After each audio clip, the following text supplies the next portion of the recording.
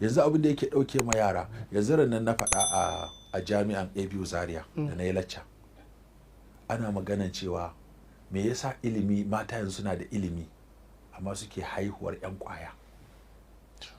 Me yasa matan da ba su da ilimi suke haihuwar professors da doctors da president da vice president duka manyan ƙasar nan. Sai na ce to ga tambaya, duk professor da ke gurin nan ya kawo mana certificate din babarsa na primary. Babu, aka ce babu. To me yasa ya zama professor babarsa ba ta certificate din primary? Ya kuka zama doktoci iyayenku ba su da certificate din primary? Ya aka samu sanatoci, aka samu gwamnoni, ba wanda zai nuna maka, in ma wanda zai nuna maka a cikin 100 ba za ka iya samun 5 wanda za su nuna maka cewa babarsu ta yi primary ba. Amma ga su sun zama masu ilimi, ƙasan ma gaba ki ɗaya hannunsu take. Manyan malamai, manyan shahinai, me ya jawo? Yanzu ko mata akwai professors ma, amma sai ga ta bugo maka waya tana kuka ɗanta yana shan kwaya.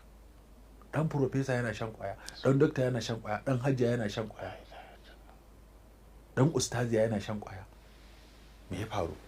To bayan na yi wannan ƙalubale cewa mafi yawa manyan ƙasar nan, mafi yawa su iyayensu mata suna nan da rai ma, amma ba su yi primary school ba, amma 'ya'yansu kuma sun zama masu ilimi, masu hankali, masu tarbiyya. Wasu ma an yadda an ɗauki ƙasa an ba su gaba ɗaya saboda an yadda da su. To yanzu kuma gashi muna ta cewa mata su yi ilimi, su yi ilimi, su yi ilimi, muna ta ziga su yi ilimi, amma kuma gashi ana ta haihuwa 'yan kwaya da 'yan daba da mashaya da masu kwatar waya.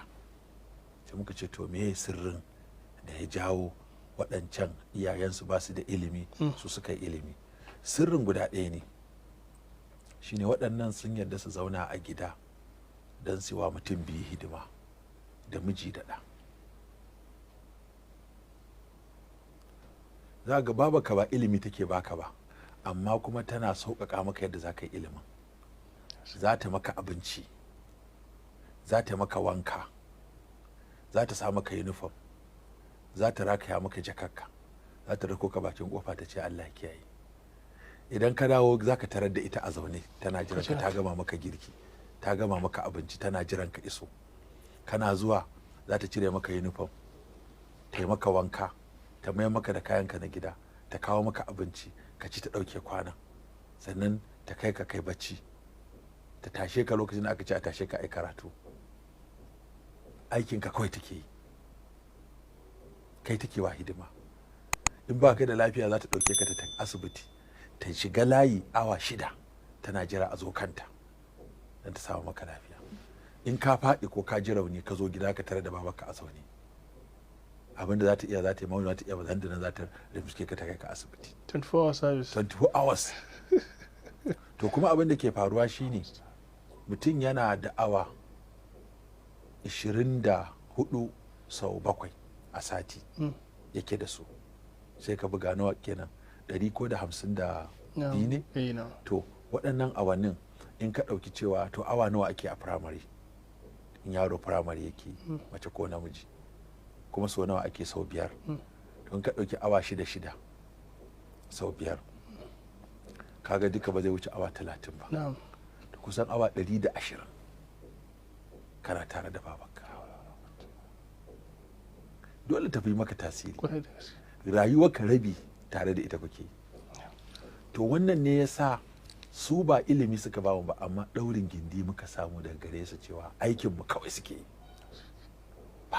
Ba ta sana'a, ba ta komai, ko sana'a take ta kusa da gida ce, kuma sana'a mu muke ci. Ta sa maka kuɗin makaranta, ta sai maka uniform, ta sa maka ɗan fensir, ta aje maka. To amma yanzu duk mace ta yi ilimi, ba ta yi ilimi ba ne dan ɗanta, ko ba ta yi ilimi ba ne dan mijinta, dan ta nemi kuɗi ne.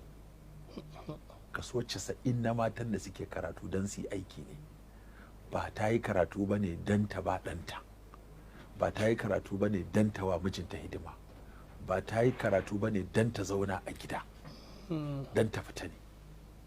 Saboda haka aikinta da za ta yi wa ɗanta a waje take yi. Tare suke fita da uban da ɗan da mijinsu tafi. Sun ya dawo gida masu aiki zai tarar, ko nani ko mai nanawa ko wace ce dai ita zai tara a gida ba uwarsa. To kaga duk abin da zai a awannin nan na gida mafi yawa ba ta nan, ba ta san me yake faruwa ba. Wata tana cewa ai lokacin da yaron zai dawo ni ma na dawo. Kin dawo a gaje, ke ma zuwa kike wani aiki a waje kika gaji, shi ma a gaje yake dawa. Saboda haka ba kowa ya zo rani ma abinci zai. Wannan dama ta riga ta yi abinci, ta ce ai na yi abinci a flax na saka musu, kika yi abinci a flax wani iri. Yaro bai ga uwarsa tana hayaki tana yana hawa yana zuba saboda shi ba. Waɗannan yara suke tattarawa fa wajen rike uwa. Ya halda bincin abincin ma. Ya halda bincin abincin, ya za a zauna a ci. To waɗannan shi nace shi ne a fahimta ta bambancin da ya jawo yanzu yara da ake haihuwa ba sa amfana da ilimin iyayensu, maza ba sa amfana fiye da ilimi, saboda sai dai kawai har ma sharaɗi ake sa maka cewa za ka aure mace sai ka yadda za ta fita ta yi aiki. Kuma aikin nan makasudinsa ɗaya ne kaɗai a samu kuɗi. Kaga akwai bambanci tsakanin ilimin mata da aikin mata. Idan aka ba mata ilimi tunda an yadda sun ba za su ce sun daina haihuwa ba, ba su ce sun daina tarbiyyar yara ba. Aikin da za ta yi na gina ɗan adam ya fi aikin da za ta yi a wani kamfani ko a wata masana'anta. Ɗanta kaɗai da za ta wa tarbiyya a samu good president ko a samu good vice ko gwamna ko ciyaman ko malami ko ɗan majalisa ko waye wanda zai fito da hali mai kyau. Domin ai gida shine masana'antar mutum, ana ake kera mutum da halayensa da ɗabi'o'insa da ana yake koya. Da zari da fada da fushi da wasu halaye masu kyau da marasa kyau duk daga gida suke farawa. Charity begin at home. Saboda haka kaga ashe kenan wannan al'amarin shine dalilin da yasa uwa dole ta sa ido akan 'ya'yanta.